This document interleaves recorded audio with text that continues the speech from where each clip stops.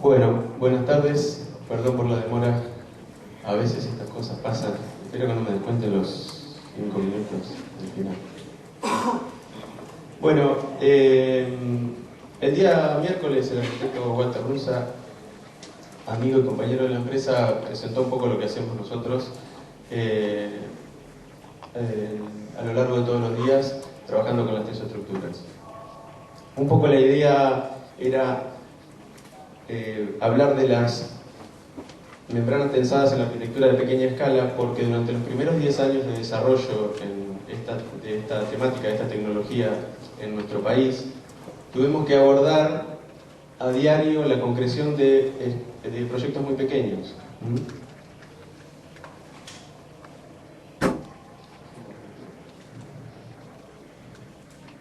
Ahí vamos, perdón.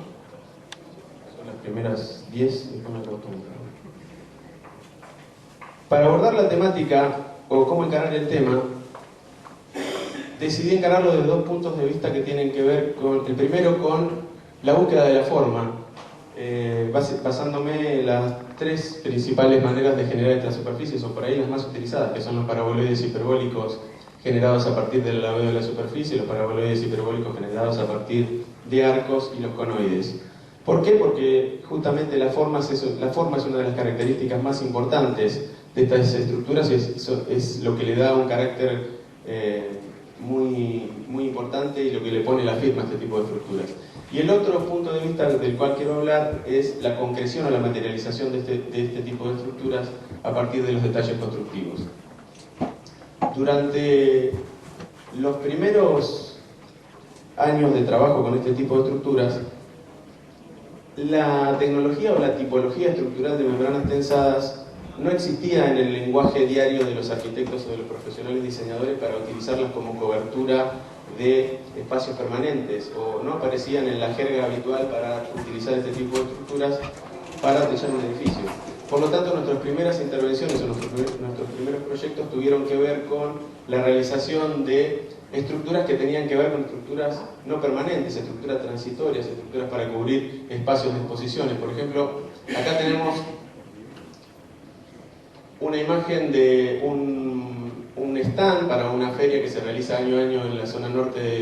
de Buenos Aires, que se llama Estilo Pilar. Es una exposición destinada a la decoración, y podemos ver cómo un paraboloide hiperbólico de 4 puntas fue diseñado desde el arranque del proyecto, porque se puede ver claramente el diálogo entre la forma tridimensional y el edificio que había por debajo de la cubierta.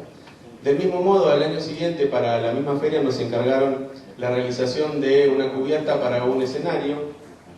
La idea era generar un paraboloide hiperbólico de 6 puntas. La idea era que la superficie fuera lo más etérea posible, tenía que parecer una vela o una superficie flotando en el espacio. Para eso se eligió un paraboloide hiperbólico de 6 puntos,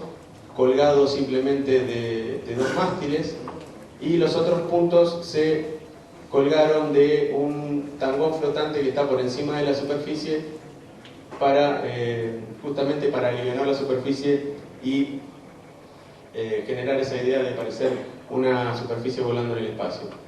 La otra característica o el otro requerimiento que nos habían pedido era que esta estructura, que un año había servido para techar un escenario, tenía que poder reutilizarse en los años siguientes en la misma feria o en otras situaciones, y para ello, para el año siguiente se utilizó para cubrir un espacio de exposiciones destinado a la municipalidad organizadora del evento. Cuando uno se enfrenta a este tipo de resoluciones, en donde tiene que pensar una estructura que tiene que ser reutilizada año a año, y además tiene que poder montarse rápidamente, una solución que empieza a aparecer cuando uno estudia los detalles constructivos tiene que ver con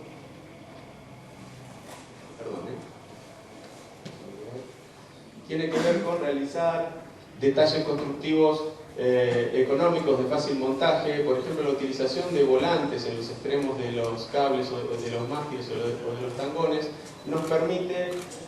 trabajar con detalles que no tienen por ahí o no necesitan de gran precisión a la hora del montaje, porque un volante, por ejemplo, permite acometer con cables en varias direcciones sin necesidad de tener la precisión que tienen por ahí las orejas de anclaje. Es más, esta estructura Al año siguiente cambió su configuración. Un año se había montado con todos los mástiles en forma vertical y al año siguiente los mástiles se decidió montarlos en forma inclinada. El hecho de tener este tipo de anclajes en los cables permitió adaptar rápidamente la estructura que habíamos diseñado el año anterior. Pero las estructuras con forma de paraboloide hiperbólico sueltas en el espacio, sin estar vinculadas a edificios, nos permiten mucha libertad a la hora de elegir el sistema de anclaje, colocar mástiles, colocar cables de anclaje, pero estas estructuras empezaron a tener carácter de permanente, y a la hora de diseñar y materializar estructuras de carácter permanente, tenemos que empezar a tener otro tipo de consideraciones. Tenemos que empezar a pensar que la estructura tiene que vivir a lo largo del tiempo, tiene que envejecer bien, los anclajes tienen que estudiarse, como ya hemos escuchado a lo largo del día y en estos días anteriores. Tenemos que empezar a estudiar detalles en donde la convergencia de los esfuerzos sea la correcta, en donde generar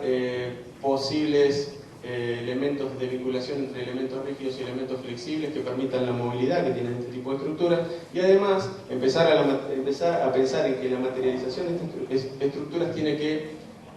envejecer correctamente en el tiempo. Por eso la utilización de materiales como el acero galvanizado o proteger las estructuras con galvanizado o con pinturas adecuadas para asegurar un correcto envejecimiento en el tiempo empieza a ser una decisión a tomar. En este caso vemos había un solar contiguo a una pileta de natación en una vivienda unifamiliar, en donde lo que se requería era generar una especie, un sector de sombra con una estructura que marcara un hito en el lugar, que fuera una especie de escultura. Se optó por diseñar una especie de baldaquino materializado con columnas de madera y vigas de madera, de manera tal de darle un carácter más orgánico a la estructura que estábamos diseñando, y se dispusieron dos paraboloides hiperbólicos vinculados en los extremos de la estructura. En este caso, nuevamente, el concepto de empezar a pensar en estructuras que tienen que perdurar y vivir y envejecer bien a lo largo del tiempo, y además en este caso era una estructura bastante refinada por el lugar en donde estábamos trabajando, se decidió materializar estos detalles constructivos por medio de piezas de acero inoxidable vinculadas a la madera. Evidentemente la madera no tiene la misma resistencia que tiene el acero, por eso aparecen elementos no tan esbeltos y de un porte bastante importante comparado con los elementos de acero que vimos en las imágenes anteriores. Pero no siempre las estructuras pueden estar tan sueltas en el espacio. Empiezan a aparecer requerimientos de vinculación a los edificios existentes, empiezan a aparecer requerimientos de cierres herméticos, empezamos a tener requerimientos de evitar que pase el agua hacia el espacio que estamos cubriendo. Como por ejemplo en este caso es un sector de quinchos y parrillas en un edificio de viviendas de la ciudad de Buenos Aires, en donde había que cubrir, dar sombra a este sector y evitar que pase el agua, por lo menos en los lugares en donde se pretendía un cierre más hermético. Cuando se nos presentan este tipo de situaciones, la problemática empieza a pasar por cómo vinculamos una superficie tan flexible a elementos tan rígidos como pueden ser paredes de mampostería que nunca han sido diseñadas ni han estado preparadas para recibir las cargas de tracción que genera una membrana de estas características. Entonces empiezan a aparecer elementos metálicos, hay que vincular la membrana a estos elementos metálicos, hay que lograr transferir la carga de la membrana a la mampostería, hay que generar el cierre hidráulico, pero además hay que lograr poder tensar la membrana, es decir, la membrana tendría que poder seguir teniendo movimiento. Un detalle adoptado, que con el tiempo lo hemos ido evolucionando, es simplemente vincular la membrana en forma rígida por medio de planchuelas de aluminio a las vigas de borde. Pero cuando uno empieza a tensar la membrana o a tratar de darle la tensión previa, se encuentra con que la membrana no se desliza como uno piensa, empiezan a tener lugares en donde no le podemos dar la tensión correcta y empiezan a aparecer piezas o elementos que nos permitan cierto grado de libertad o de movimiento para poder acomodar, por ejemplo, la posición de los cables en la cometida de un borde rígido. Del mismo modo, esto es una sede de la Facultad de Ciencias Económicas de la Universidad de Buenos Aires, en la ciudad de Pilar. Era el reciclaje de un edificio existente en donde existía una galería de chapa que se había deteriorado con el paso del tiempo y había que reemplazarla por alguna cubierta. La propuesta fue una sucesión de paraboloides hiperbólicos que de alguna manera marcaba un ritmo que tenía que ver con los aventanamientos y rompía un poco con la rigidez del techo de chapa anterior, y además permitía gran cantidad de paso de luz hacia las aulas linderas a la galería. Entonces, de ahí el porqué de la elección de la tipología formal de los paraboloides hiperbólicos. Pero nuevamente aparecía el problema de que teníamos que vincular una estructura muy liviana a un edificio bastante rígido. Para ello diseñamos un borde rígido materializado con tubos estructurales que se galvanizaron, una especie de corredera por donde la membrana se podía deslizar, ya que la membrana estaba contenida dentro de 4 paredes. Entonces eso hacía bastante difícil el tensado. Hemos visto un montón de imágenes en donde aparecen bordes rígidos en los edificios de gran escala. En los edificios de gran escala, una de las características que tenemos es que generalmente hay mucho espacio, mucho lugar en donde poder disponer elementos grandes, elementos de magnitud importante, y no solamente eso, sino disponer elementos que nos permiten tensar la membrana, tomarla, traccionarla y vincularla a los bordes rígidos. En este tipo de escala de proyectos no poseemos normalmente mucha cantidad de espacio, y lo que hay que tratar es de minimizar estos bordes, porque si no, los elementos estructurales empiezan a tener un porte y un peso tan importante que le empiezan a ganar a la liviandad que tiene que tener o debería tener este tipo de estructuras. Por lo tanto, tratamos siempre de minimizar estos elementos, y el elemento tiene que cumplir las 3 funciones: permitir la vinculación para transmitir las cargas de la membrana al muro, evitar que pase el agua hacia la parte de abajo, y además tener la posibilidad de, a través de ese elemento, trabajar o colaborar a la hora de darle el pretensado a la estructura. En este caso vemos en las cabeceras, por ejemplo, se diseñó un borde rígido, pero en realidad era móvil a lo largo de varillas roscadas, que permitía traccionar y aproximar la membrana a la pared sin necesidad de agregar elementos de tracción o otro tipo de estructuras para tensar la membrana. Y en el borde flexible de la membrana, un requerimiento era que no había que bajar con cables al piso para, o al menos tener la menor cantidad de elementos verticales posible. Para ello se decidió utilizar columnas vinculadas por medio de tangones para enviar los esfuerzos horizontales a los muros, y un sistema de cables vinculados en un punto, de cables aéreos vinculados en un punto, con 2 tensores que permitían regular la longitud de los cables y así introducirle la tensión previa al sistema. O como en este otro caso, que es un acceso a un edificio de oficinas en la zona de San Isidro, en donde uno de los requerimientos era enfatizar un acceso, utilizar la membrana como una forma que enmarcara la zona de acceso, pero a su vez cerrar en forma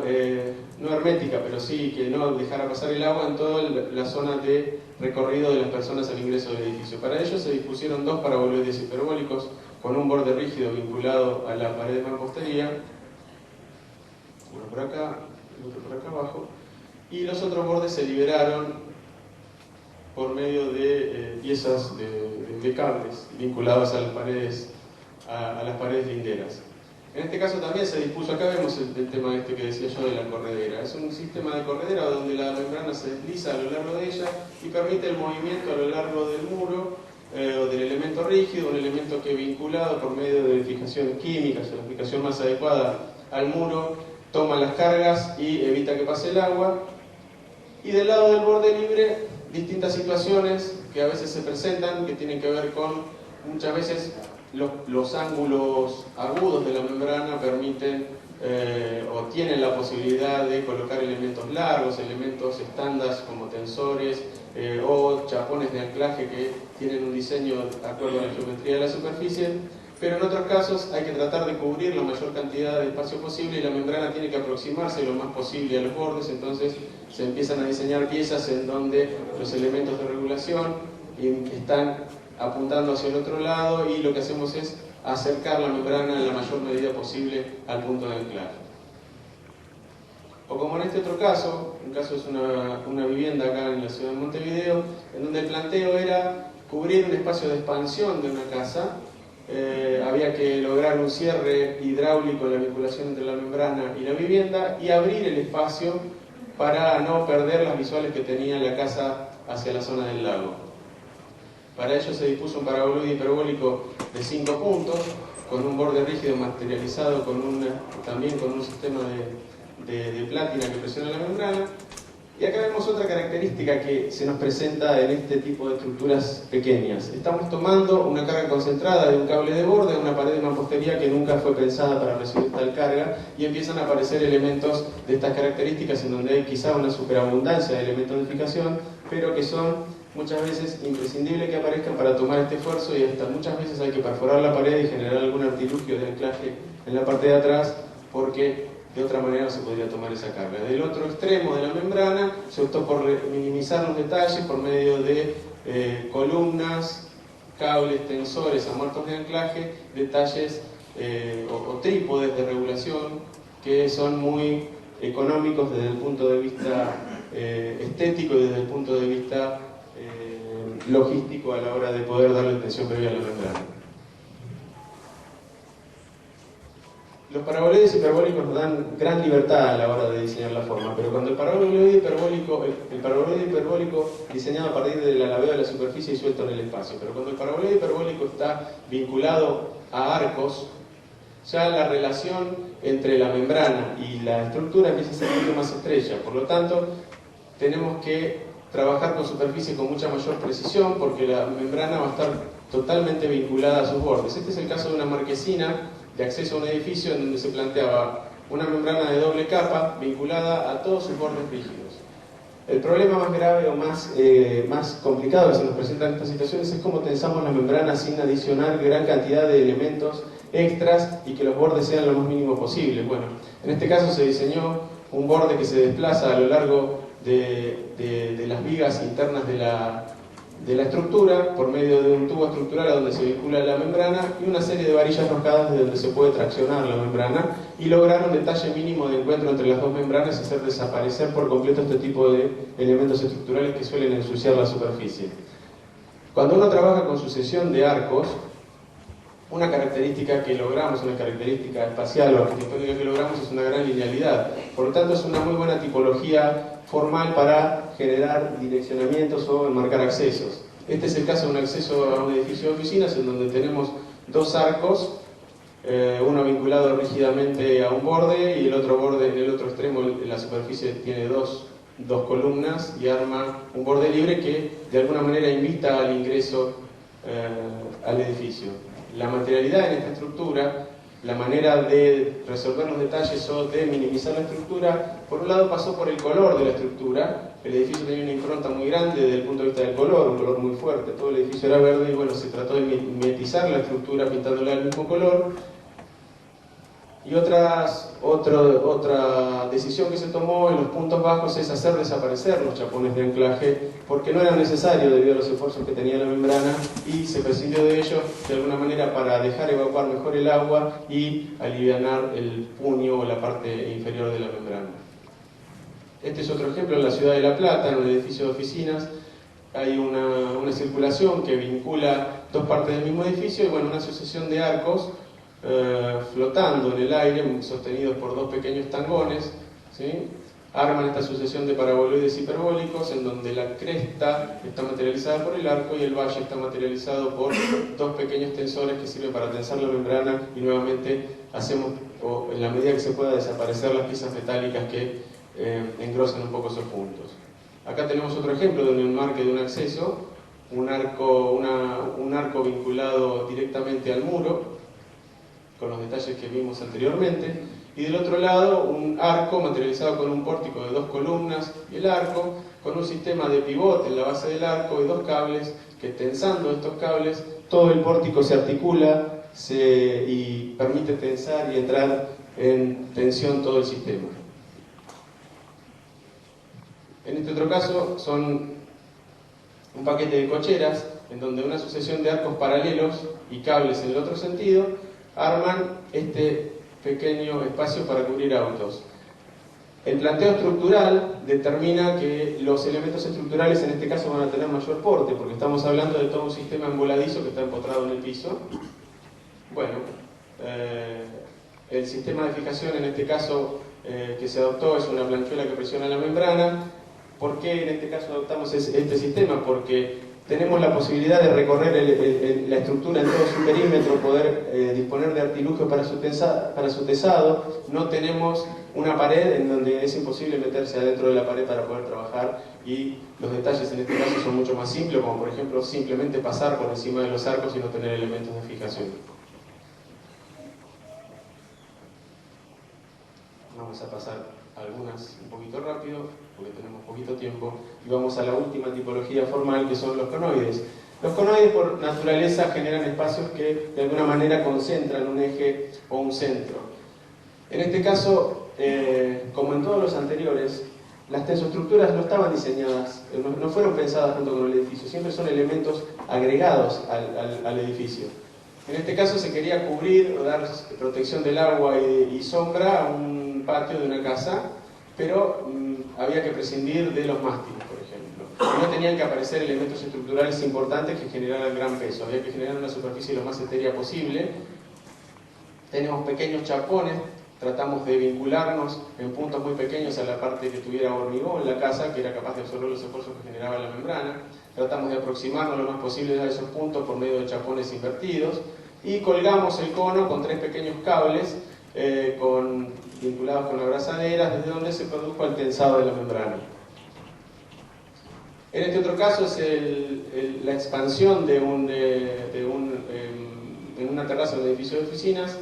en donde se dispusieron 2 conoides. Había que generar, el espacio era muy pequeño, estaba contenido por 4 paredes, y había que generar un espacio que no aplastara mucho el lugar. Por eso se eligieron 2 conoides con 2 mástiles levemente inclinados.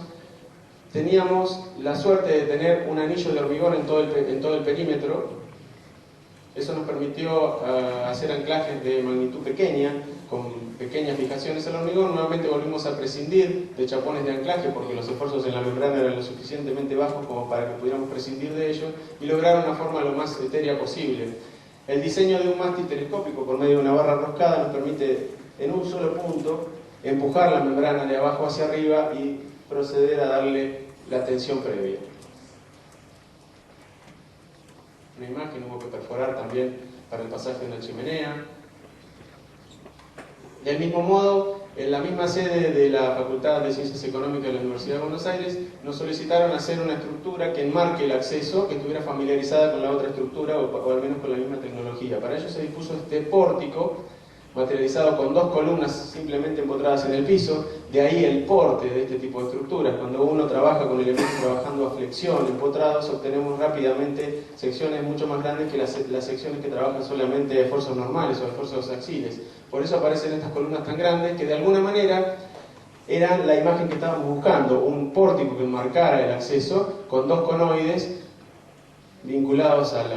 la parte superior. Nuevamente se eligió un sistema de empujar el cono hacia arriba para tensarlo. En este caso el porte del mástil no nos permitía simplemente vincularlo con una barra roscada, por eso se diseñó una camisa o funda que corría por fuera del mástil para elevar el cono y darle la tensión previa. Vamos terminando. Solo quedan 2 imágenes. Es una pareja de conoides en una terraza de un hotel, en donde el requerimiento ahora pasaba por un cierre totalmente hermético del espacio. Y bueno, nuevamente se presenta la problemática de cómo vincular una estructura que está en el 5º piso de un edificio, en donde 3 de sus caras dan al vacío. Es casi inviable o de un alto costo generar andamiajes o sistemas logísticos de montaje muy caros. Bueno, en este caso se decidió colocar una viga de borde vinculada al edificio que vincule la membrana, transfiera los esfuerzos al edificio, permita la colocación de canaletas para evacuar el agua y realizar por encima de ella una especie de funda o pollera soldada directamente a la tela y vinculada a las canaletas por medio de un bolsillo donde en su interior se colocaron imanes de neodimio para vincular la tela al sistema de desagüe. Nuevamente, el mástil se utilizó como sistema de tensado, en este caso se tiró desde el cono que estaba soportado por 4 tangones exteriores porque no se quería tener estructura en la parte interior del espacio. Y el último ejemplo es algo similar, en este caso había que cubrir el quincho de una casa, no se querían colocar mástiles que invadieran el espacio, tampoco se querían colocar tangones exteriores porque obstruían las visuales de los dormitorios de la casa que estaban en el primer piso, y se decidió colocar 4 tangones interiores por medio de un pequeño puntal telescópico roscado que empujaba el mástil hacia arriba, y la complejidad en este caso pasó porque había que literalmente embutir la membrana adentro de una pared de piedra porque en la parte interior de esa pared había una canaleta. Para ello hubo que vincular la membrana a la estructura rígida en el piso y levantar la membrana en forma manual y meterla adentro de las paredes. Como conclusión de todo lo que les he mostrado, podemos decir que en las estructuras de pequeña escala parecieran haber muchas limitaciones para desarrollar lo que nuestra imaginación nos brinde. Con los 2 puntos que yo rescato de todo esto es que hay que tener mucho cuidado en la elección de la forma, hay que hacer un muy buen estudio de cuál es la forma más adecuada para el espacio que se quiere lograr, y después hay que poner especial dedicación e hincapié y estudio en la correcta elección de los detalles constructivos, porque son estructuras de muy pequeño tamaño, en donde los espacios son muy pequeños, los detalles empiezan a tener gran peso, hay que poder materializarlos, hay que poder construirlos, hay que poder y tienen que poder envejecer bien en el tiempo para que dure junto con la tensoestructura. Muchas gracias.